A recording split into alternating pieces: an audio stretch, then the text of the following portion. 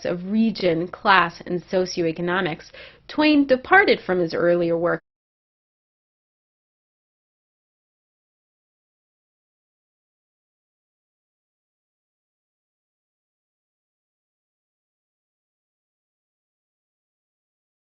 The £1,000,000 Banknote is a short story that Mark Twain published towards the end of his writing career.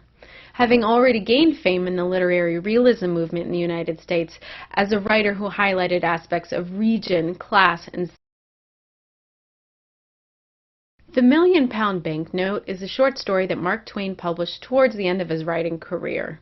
Having already gained fame in the literary realism movement in the United States as a writer who highlighted aspects of region, class, and socioeconomics, Twain departed from his earlier work by setting the £1,000,000 Banknote in London rather than in the United States. Twain still, however, highlights simplicity in his basic plotline while focusing once more on his characters and their specific socioeconomic situation, social history, and, in a larger sense, country of origin. Published in 1893, this short story wasn't as immediately popular as The Celebrated Jumping Frog of Calaveras County, and it didn't feature the same kind of flair for capturing regional life in the United States. Instead, he places an American abroad in a situation where money is both an object and a prize, and the characters must prove their worth beyond material possessions. By setting up a what-would-you-do scenario, Twain creates a kind of fantasy story that at the time was a fun read and an easy escape for many average American readers. The story begins with Henry Adams. Henry is an American who is swept out to sea on a Saturday sail near San Francisco and is picked up by a London-bound brig. He arrives in London penniless and without food or shelter. Brother A and Brother B, as they are referred to in the story, are two very wealthy and odd brothers who wonder what would happen if they gave a hungry poor stranger a £1,000,000 banknote. Essentially, this is paper money, like a dollar bill, but in a £1,000,000 denomination. Seeing as how there were only two £1,000,000 banknotes ever created, and one had already been used in a giant business deal, if someone tried to cash in the banknote, interrogation or jail would most likely result. So, in walks Henry, who is given the banknote by these brothers. These questions remain. Would the stranger Henry end up in jail or starving, as Brother A believes? Or would Henry be more resourceful and use the money to his advantage, surviving at least 30 days and staying out of jail, as Brother B believed? So Henry is given an envelope with the banknote and a letter that explains the terms of the bet. He realizes just how much money is in there when he tries to pay for a meal, and the restaurant can't give him change, obviously. But it doesn't matter. There's prestige and respect attached to possessing this banknote, and Henry is given a pass by the restaurant. Immediately, Henry attempts to return the banknote to the two brothers, operating under the assumption that they probably made a mistake. But he is told that the brothers have just left for a month, and that in fact there is no mistake. After finally reading the enclosed letter, Henry decides to keep the banknote for 30 days and help Brother B win the bet. If he does this, Henry has been promised a job and a salary at the end of the month. What ensues is a series of events in which Henry earns respect and admiration because he is the possessor of the banknote. He gets a suit for free because it is assumed he is a rich man. The restaurant where Henry ate becomes famous. Most of London is abuzz with the news of this American in possession of this very valuable piece of paper. He meets the American ambassador and is invited to a fancy dinner party at his house. This dinner party is important because it is where Henry meets his future love, a Londoner named Portia. He also meets a fellow American friend, Lloyd Hastings. Henry is thinking about Portia the entire time and listening to Lloyd talk about his difficulties, selling his shares to the Gould and Curry mine.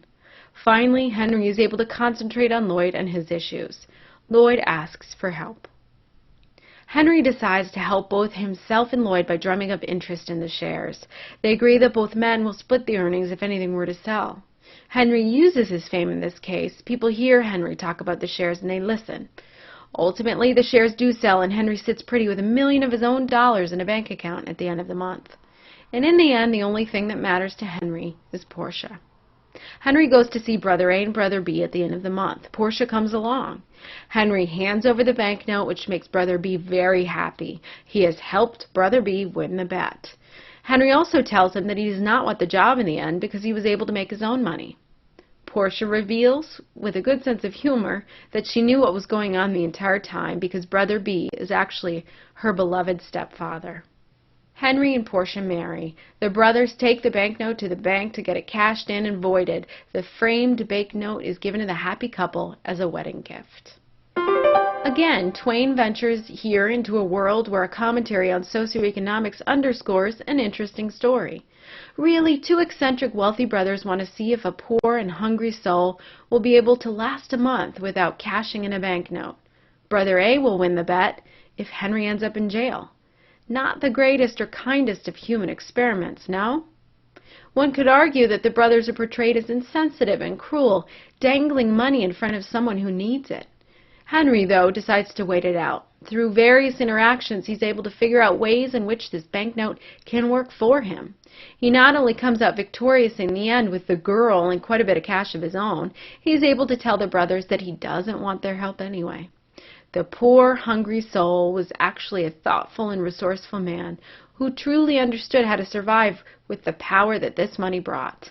Interestingly enough, his actions and rejection of a job brought him a different kind of respect in the end from the brothers.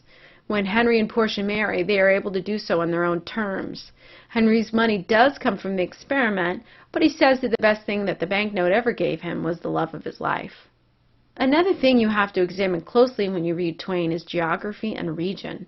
The two not-so-sensitive wealthy men are from upper-crust old London society. The poor, seafaring wanderer is from the west coast of the United States. You have to wonder if maybe Twain is once again calling into question the moral foundation of the old moneyed in London. And who was victorious in the end? Henry, Lloyd the other American, and Brother B, who believed that the stranger they chose could handle the task. The story itself gained a great readership and has become a plot repeated over and over in modern film and television adaptations, most notably in the 1954 film The £1,000,000 Note with Gregory Peck. Elements of this work also appear in the 1983 film Trading Places, featuring Eddie Murphy and Dan Aykroyd. All of this proves that in the end, the story idea itself serves as an interesting concept and thought-provoking fantasy for most working-class readers, past and present.